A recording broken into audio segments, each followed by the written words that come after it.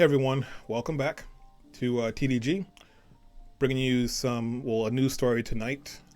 Tonight is the Super Bowl, and I'm up here recording a video for you guys. Going to bring you guys some newsworthy stories. Hopefully, bring some I don't know, enlightenment to what's going on around the world. Maybe in your backyard, and just kind of keeping you guys abreast of things. So pretty much just gonna jump right in with the first story. So this story was taken from the Daily Mail. I came across this like a week or two ago, and this is exclusive. I encouraged her to go.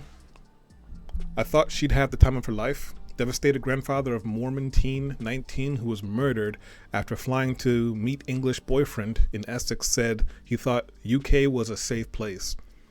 Now, when I saw this title to this article, I already knew it was going to be an interesting story, but also knew it was going to be a bad story, obviously, because you're already seeing that the teen got murdered.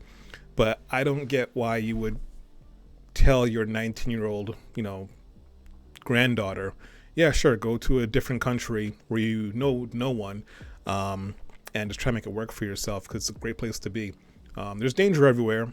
I do think the UK is one of the safer countries to go to, but to just, I know this happens all the time. I know there are ladies and gentlemen that go to different countries and live abroad for a few years when they're fresh out of high school or maybe college. But as we all know, that it's not always the best idea for women to go places by themselves where they don't have any type of safety net, Now, I'm just going to pretty much hop right into the story. I'm going to read, I don't know if I'm going to read all of it, maybe most of it, depends on how long it is. All right, so the grandfather of a Mormon teenager who was stabbed to death in an Essex cul-de-sac after flying to visit her online boyfriend in the UK said he thought Britain was a safe place.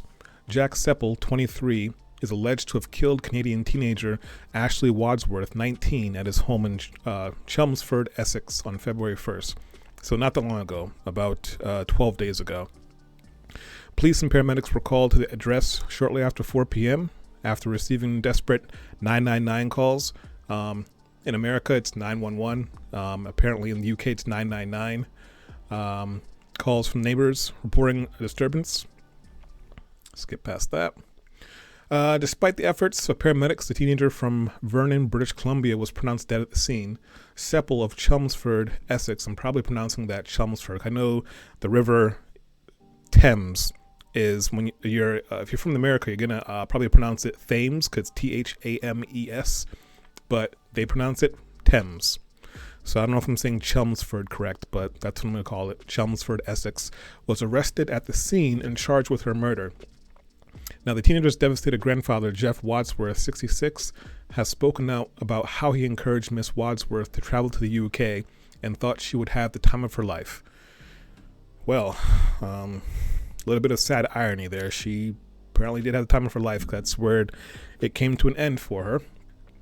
Sepple was remanded in custody and is due to enter a plea at Chelmsford Crown Court on March 7th. Ahead of a provisional trial date set for September 5th. So apparently this is the, that way, where my fingers are. This guy, that's the Chelmsford guy, and the girl next to him is the girl who was murdered. So we're going to kind of, at first glance, he seems like an okay guy. And depending on if you guys are listening to this or if you're watching this, from the first picture, you really can't see much, but if you're going to on a computer, once I scroll down to get to another picture, you're going to start to see signs of this probably wasn't a good idea based off of his outward appearance. Like I said, looks like a fine guy right now, but let's just keep moving and I'll bring it back up later. So apparently this is her grandfather who said it was a good idea for her to go to the UK by herself. Don't know what I'm missing here. Oh boy. I think I might need to reload this page. Hold on, guys. Okay, so we're back. So this is a photo of, I believe, her mother and her father and her sister. Yeah, Ashley's parents, Ken and Christy Wadsworth, hold Ashley left and her sister Haley when they were children. The parents are distraught following the loss of their daughter, rightfully so. Now, I'm not blaming this on the grandfather, but I feel like he should have known better. Like probably isn't a good idea for you to go off to a country by yourself. Oh boy. There we go. Okay, so back to what I was talking about. When I was looking at this article, I noticed something about this, about the guy. And I thought it was just like shadows. But if you're looking under his right eye, but it's actually left on the screen, his left eye, there's a tattoo there. And there's something to be said about people who get face tattoos sometimes. Not all of them, but sometimes. Sometimes it's an indicator of, things that may come or the type of person you might be dealing with. And they look fine together, like I said. But like I said, that was the first thing I noticed. I was like, is that a tattoo under his eye? And I was like, I know that's one of the places that hurts to get a tattoo. It's not very comfortable. I don't have any tattoos, but I watched different documentaries or shows, and they tell you of a couple of different places where it's just really painful to get a tattoo. So the next picture here is Ashley is a group shot with her sister Haley and cousins Samantha, Lovely, and Callie Wadsworth. No idea when this photo was taken, but they look a bit younger. Back to the story.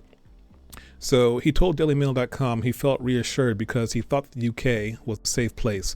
He said, "We're just devastated. I can't believe it. I encouraged her to go. I thought it was going to be the time of her life. I never thought something like this would happen in England. I thought it was the safest place in the world. And it is a safe place. This is such not a normal thing.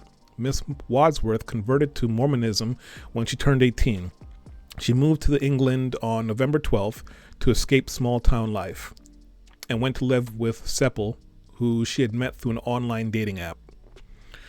The pair enjoyed a tour around London, landmarks, and another one to Kent, both with Sepple's family.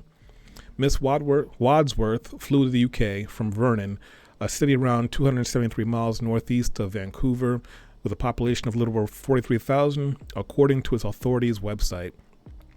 Her family is now facing the prospect of paying thousands of dollars to bring her body back to British Columbia, a process that has been delayed because a second autopsy has been requested, according to Miss Wadsworth's cousin Callie. She said, "I'm so devastated, I can't even think. It's just not fair." Jeff added, "We've got to pay all this money to get her home. I thought the British would just zip her on over back to Canada. Sorry about that, but no, they want some money." The family have since launched a GoFundMe to cover the cost of repatriating her body and to pay for her parents Ken and Christy's travel expenses. Okay, now another picture of the boyfriend here. Sorry, let me see if I can get this nonsense off. But anyways, okay. So like I said, you can see the tattoo under his right eye, and he also has another tattoo on his cheekbone of his left cheekbone. He also has neck tattoos. That makes me wonder what, and I know it's judging, and sometimes it's good to judge because you can stay safe by judging, as long as you're not, being racist. But someone who has neck tattoos and face tattoos, what are you really expecting things to be like? To me, it just kind of screams bad choices, So moving on. Callie said her focus now is on supporting her distraught family, including her younger sister, Samantha, Lovely, 16, who was also close to Miss Wadsworth. She told how she, Miss Wadsworth, and their two sisters grew up as a tight-knit quartet and spoke of the teenagers' brilliance at art, once even creating a ceiling tile for her school, W.L. Seton Secondary in Vernon. Callie also spoke of her cousin's kindness, revealing how she received a text from a friend in the days after Miss Wadsworth's death, which told how the 19-year-old had saved her from bullies during their school years. She said, "My friend said, 'Hey, Callie, I know we haven't talked in a long time, but I want you to know you're in my heart right now. Ashley was one of the most kind-spirited girls I've ever met, and she was the only one who stood up for me when I was being picked on. I remember one time I was really upset because I was being made fun of because I sucked at PE, so she helped me across the face.'" I don't know what that means. "Said there, you need an ice pack." Oh, sorry, she slapped me across the face. That's a bit much. I'll be your office buddy so we can leave this situation together. She was just so kind, spirited, and bold like that. And this is a picture apparently of Mr. Sepple in court. Yeah, court artist sketch of Jack Sepple of Chelmsford appearing in the dock at Colchester Magistrates Court. And Jeff, meanwhile, described his granddaughter as a sweetheart and said the aspiring law student adored winter sports. He said she was a sweetheart. She was very smart. Sorry, that's something about Daily Mail. They repeat themselves a lot in their articles. They're not as straightforward as they should be. They're not the greatest place for news. Well, they do get some good stories, but their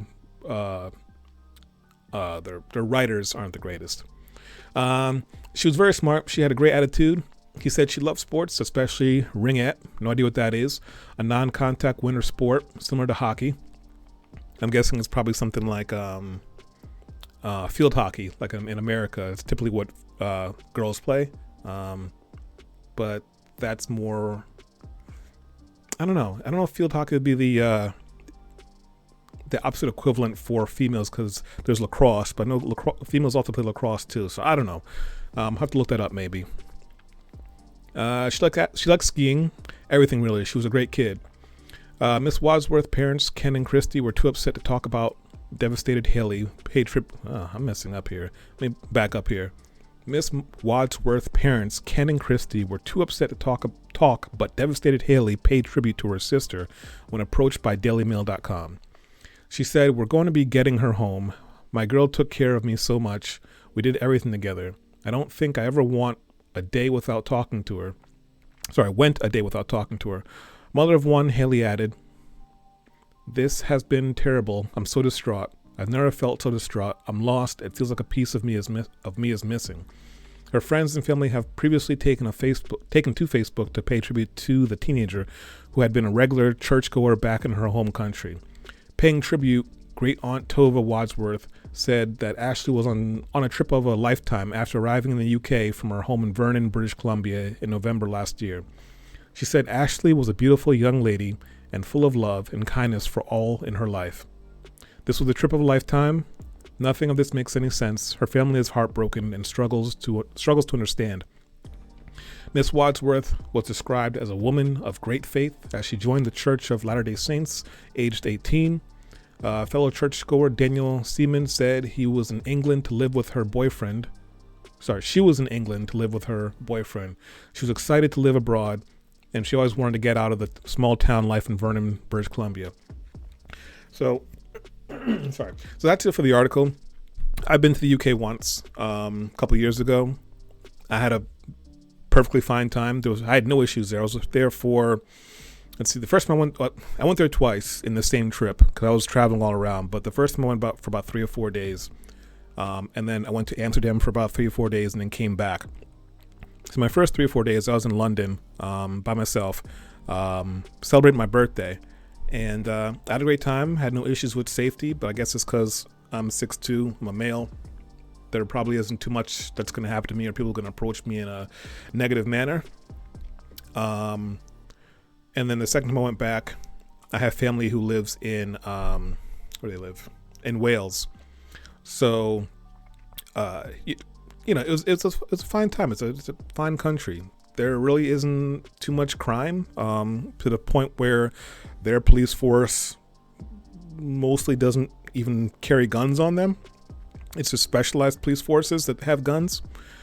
When you're from America, it kind of blows your mind that cops don't carry guns. You're like, how do they protect themselves? How do they solve problems when it gets to be violent?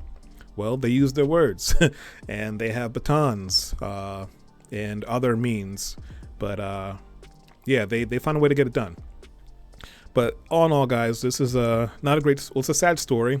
Depending on when you see this, maybe you guys want to try to donate to the family to help with the fees, the costs to get her back, or because it's not an easy time when a young person passes away. They always say that as a parent, you shouldn't live to see your children pass away. It's supposed to be the other way around. And I've been through this. I'm not a parent, but my brother passed away years ago, and I saw what my parents had to go through, and it wasn't a good time. Now, we were in a situation where we were able to handle all the costs ourselves. This still kind of seems kind of foreign to me with people, they aren't able to take care of funeral expenses for their loved ones. I know a lot of times when they're younger people, it's unexpected because we all think that young people are going to live for a long time. But it's just one of those things I'll never understand. I know people come from different walks of life, and money isn't always readily available. And I've lived a pretty middle-class life, I like to think. I wouldn't say I was super privileged, or if I was, we were kept very humble. My parents, they came from Jamaica, and they came here with nothing, and they built themselves up, and they passed those values on to us, me and my brothers and sisters. So yeah, they made sure to teach us to be humble and to save money and to try to do the right thing. So like I said, when people are out here putting up GoFundMes, I understand, but at the same time, you kind of have to plan for the unexpected, and sometimes you have to reach out to family and ask, can you guys help us out? We're in a tough spot. I know, especially now in 2022, money can be tight with all the prices going up of everything, but it seems like your wages aren't going up. They haven't been going up for a long time. So yeah, guys, that's gonna be it for this story. Just go ahead and drop your thoughts in the comments section on this. Like I said, you guys should be able to find the GoFundMe page if it's still up to donate to the family if you choose to do so. Also, be sure to like, comment, and subscribe. Just take a second right now to drop a like and subscribe. I'm trying to grow the channel. I want you guys to get on the bottom floor with us, growing the channel. And that's gonna be it. Have a good night.